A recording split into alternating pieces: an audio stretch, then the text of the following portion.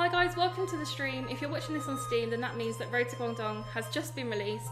Road to Guangdong is a car repair and road trip story-based game which involves driving a car from point A to B, keeping it healthy and exploring the themes of family. My name's Gitsy, I'm a content creator on Twitch and Mixer, and I'd like to introduce you to Alex and Yen. Hi.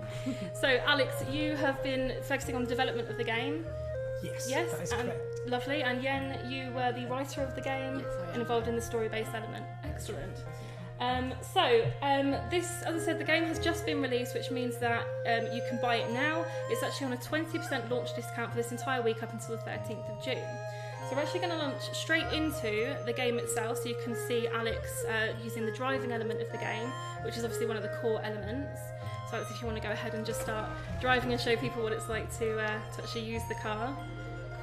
It's a very slow driving game. It's not like, Forza or one of those sort of things. You sort of trundle about in your broken old car with your aunt in China in the 90s. That's our one-line pitch. That's our one-line pitch. So as you said, it is obviously driving from point A to B, but there is an extra element to the game which is involved in keeping the family car healthy. So what can players expect in terms of the driving part of the game, the actual using the car point of the game? Like you say, you're basically driving from point A to point B, but you're in a car that's it's been in the family for quite a long time, and it was bought second hand.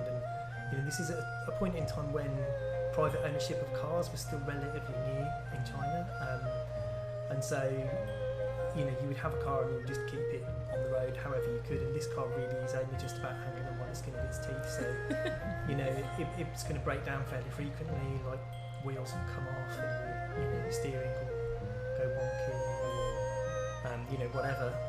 But you can fix it, and it's down to the way you drive as much as anything.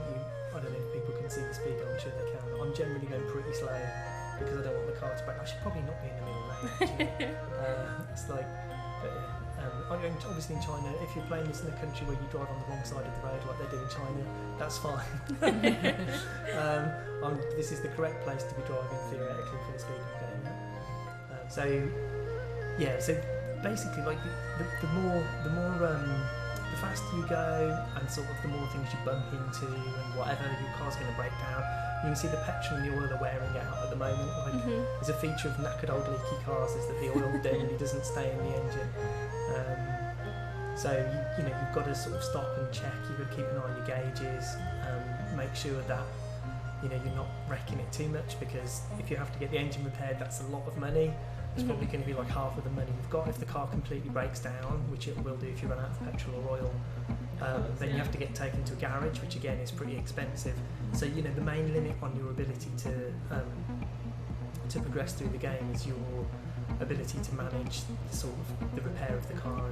You said that dear. We might make it. It's fine. So we've got as it stands, like if I just quickly look at my inventory, you can see that we've got plenty of petrol. So we've got 10, 15 litres of petrol. So that's fine. And so, you don't always have to be at a garage. You can just stop the car, although generally in real life I wouldn't advise you to stop the car on the motorway and just fill it up out of a metal can. I'm sure there's people who do. If that's what they choose to do with their life, that's fine. But certainly in real life, you really don't have to do that. But in this, if you run out of petrol, we can just pull over and fill it up. That's actually nice. Let's do that. Yeah. So basically, part of what you're doing now is obviously, in your inventory, you've got resources that you can kind of store, that you can pick up from garages, and then you can make on-the-go repairs of the car. Yeah. So as long as you stop to check the car, then you can sort of pop on there and have a look at the different bits of the engine. So we've got the main engine, we've got the oil filter, fan belt, wheels, petrol cap over here. You don't have to close it. So if we're going to put petrol, generally, in real life, it's good practice, especially on the motorway, because you will use more petrol from the lack of aerodynamic. Yeah. But you get simulation doesn't quite go that detailed. And is there a lot that can go wrong with the car, if you like? Is there a lot of stuff that you have to repair? Because obviously in your inventory, wheels, oil, fan belt, petrol. Are there multiple things that happen at the same time, or is it just one at a time? Yeah, they absolutely could go wrong at the same time. And that's if you go and the more you go outdoors at high speed and you brake and stuff, that will affect your tyre wear. You know, it's not like a F1 simulator level of complexity that you've got here, but your wheels will wear out.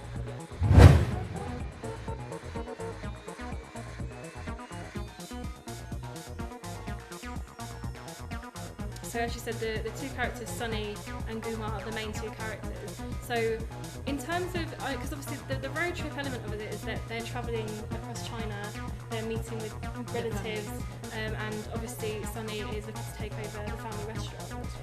So how does their relationship impact on the driving element of the game, and where within the story is their relationship at this moment in time in the game? Is it quite clear cut? Is there a bit of tension? I mean, all families have tension. Of course, this is still quite early on in the game, so we've only done one story after the tutorial, which means there is still a little bit of tension. In the beginning of the story, because Sunny is taking over the family restaurant due to her parents passing it on to her after a freak accident, Guma being the restaurant manager is obviously a little bit annoyed because like she's been working there for so long and she didn't get the restaurant, so but at the same time, you know, Sunny is the first kind of woman in the family line to take it over, so she's quite proud of that. So she's in a little bit of a limbo of like, you know, I have to support my niece, but at the same time I should have gotten it. And you get a little bit of that through the driving, through the stories, and this is still quite early on, so you will get a little bit of tension between the two of them. And for me, the overwhelming thing when I look at the game is the art style. So obviously we've spoken about the music, and obviously with Sunny and Guma having the opposing taste in music, the art style is quite striking. Is there a specific reason that you went for this style of artwork in the game? Yeah. Because, you know, so I'm just, you can see we've got like a thing popping up, so we're going to go to this garage, it's on the way. So what happened was, like, the story of the art style, sort of the story of how the game happened in the first place, really. Like, what happened was, Steve, who's the development director for Excalibur, who's the publisher, I've known him for a very long time since. He used to work at Blitz Games, which then sort of became Radio Worlds, whatever. That was a long time ago. And I met him before he did that. I actually met Steve at a Kung Fu class that he used to teach before he worked in the game, it's really random. But and through another student, that was how he got his first job in the game industry. So we've known each other for like well more than a decade. And I was just having coffee with Steve because I hadn't seen him for a while, and he was mentioning, what was I up to? That Excalibur were looking for some games for their portfolio for this year, and sort of, you know, the idea of a game that sort of dealt with sort of the slow driving genre is sort of this like niche that does quite well, and you know, between us we sort of cooked up the idea that maybe it was a chance for me to do something a bit more off the beaten path. Like, so my experience, my main part of my game dev history is I did AAA. I used to work for Codemasters, was my first job when I left university in the 90s. I worked in Colin McRae Rally, took touring cars, micro machines, like sort of all of those things. So, you know, what we're going to do is just, you know, buy some bits and bobs. I've got all of them still because I'm very careful. So as the game goes on, obviously the amount of money that you have is going to impact quite heavily on what you can purchase, and how you respond to breaking down at the side of the road. Well, for sure. And so, you know, the shop sells like brand new, like the colour of the little rectangle behind the item tells you sort of what condition it's in. So brand new ones are bright green, and ones that are sort of reconditioned or, you know, from a maybe lesser manufacturer or whatever, are a different colour, so they cost less. So, you know, you basically need to sort of, a wheel will get you from A to B, so let's just buy a cheap one for now, right? Because we don't want to waste all the money, because, you know, we'll probably break down at some point.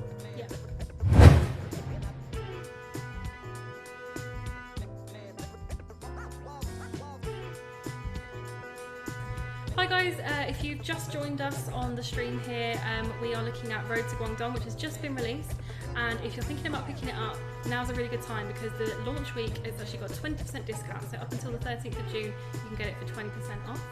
I'm sat here with Alex and Yen.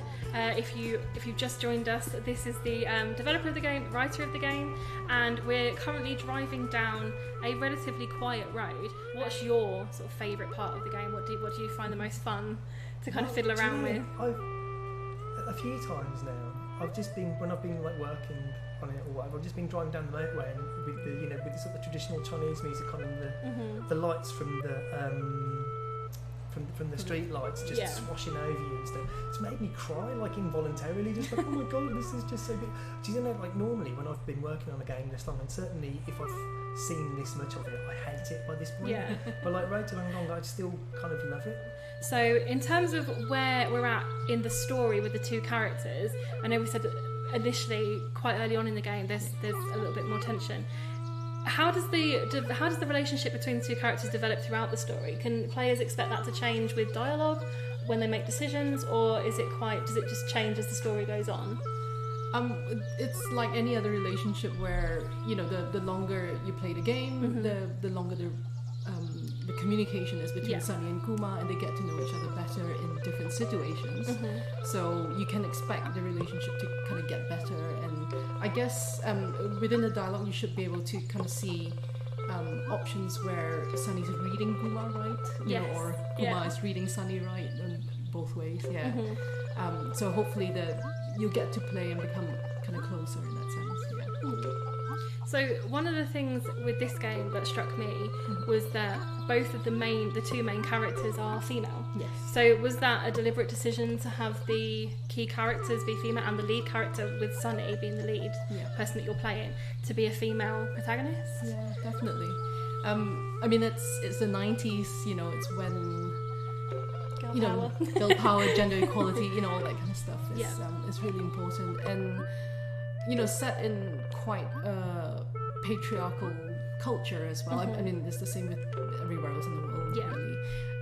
I think it's a really interesting element to kind of throw into a storyline when we're at a time, when we can actually talk about stuff like that.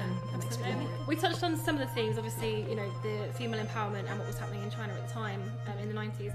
What would you say are the sort of key and core overarching themes of the whole story of Road to Guangdong? Well, I think actually mainly it's about the human emotions and human relations.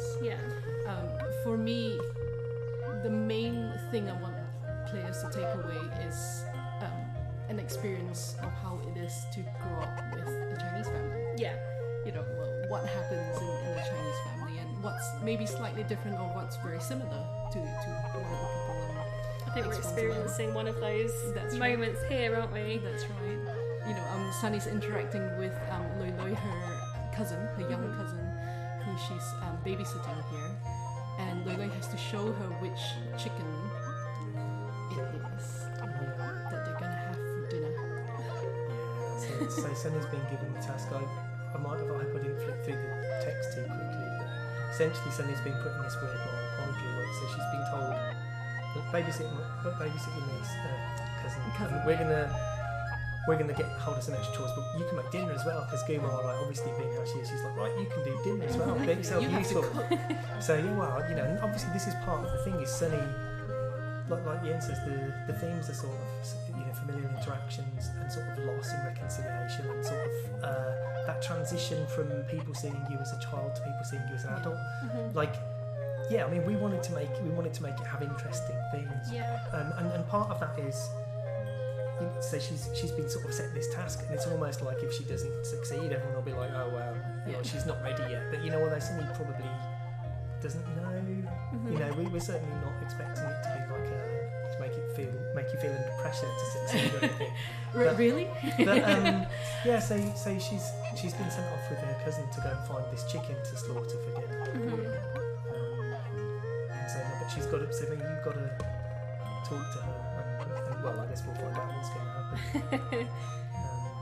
The cousin being a little like, girl, She's like, no, I'm not telling you which chickens for dinner. Okay, so why don't you tell me?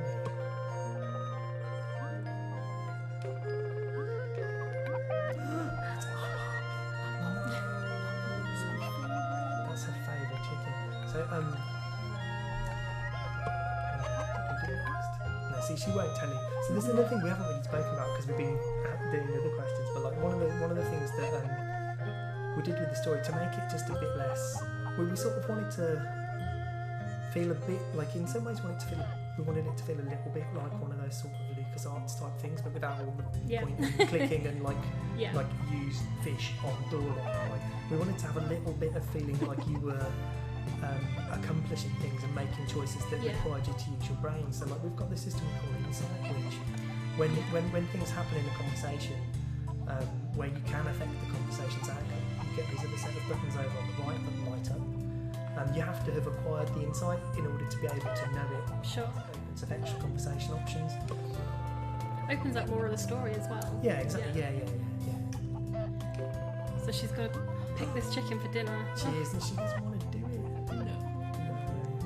So And we're gonna leave the game here as because we don't want to spoil it. We don't want to spoil it. I think that's a really good cliffhanger actually to leave that on, because this is where the story is probably going to amp up just a little well, bit. this is it. And this is the moral quandary that Sunny finds herself in. Is that like she's been told to make dinner. So on the one hand, she's got She's got proof of her stuff. peers who are Yeah. also the older generation have said make dinner, go and find the chicken, and now her niece, cousin. I'm saying that. Why don't we- It's because she's younger. Yeah, Like, I keep just thinking little. she's a niece. Yeah. You know, she's like, you can't kill my chicken. Yeah. So now she's in this weird situation because like she also doesn't want to upset her cousin, but if she doesn't kill this chicken, the relatives are going to think that she's not the right person. You know, they're going to Yeah. lose faith in her. Like, so what do you do at this point in time, right? And ultimately, these are the sort of things that we put in place. We're not talking about sort of the moral quandaries that you get in sort of like not LucasArts, what's the game? Mass Effect and those sort Sure. of things. BioWare, there we go. Yeah. Where there's just like this binary moral compass of like you are super good or you're super, we've got nothing like that. The choices in this game are more sort of they're more emotionally based. Like you sort of ultimately you make It's the how dec- you feel Yeah, about yeah, your yeah. own engagement with yeah, it. or again, if you want to play it as Sunny, like how you Yeah. think Sunny would feel. No, but like exactly, ultimately, yeah. it's entirely up to you what you do. There are consequences, but we're not talking like she's not going to end up as like Darth Sunny. Like if you tell loads of Yeah. lies, with a breath mask and a laser sword or whatever. But it's a very sort of classic, almost coming of age, isn't it? You're stuck between, Yeah, being, yeah, like you said, absolutely, stuck between yeah, being an yeah. adult and a child. You understand how the child would feel, but you have to respect your elders, which I think is another key theme of the game, isn't it? The story is the change that happens to Sunny, really, and the change that happens to Gumar, and like that sort of reconciliation and coming to terms with loss and stuff. Like, I mean, ultimately, it's a video game, right? So if you don't care about that, you can still have fun repairing your car and worrying about Yeah. the economy of it and stuff. But like you've got both to do. So Yeah. Well, fortunately, we are going to leave it there, so you get to find out what happens to the chicken on your own terms when you pick up the game. Which, by the way, as I've said before, is released now, so you can pick it up 20% off for the first week, all the way up until the 13th of June. We've said it before, it's a road trip game, it's a storytelling game, there's an element of coming of age, but ultimately it's just a really nice, relaxing game that you can really get fully immersed into. So yeah, we're going to leave it there. As I said, my name's Gitsi, and this is Alex and Yen, and thank you for watching, and hopefully we'll see you soon on the road to Guangdong. cheers. See ya.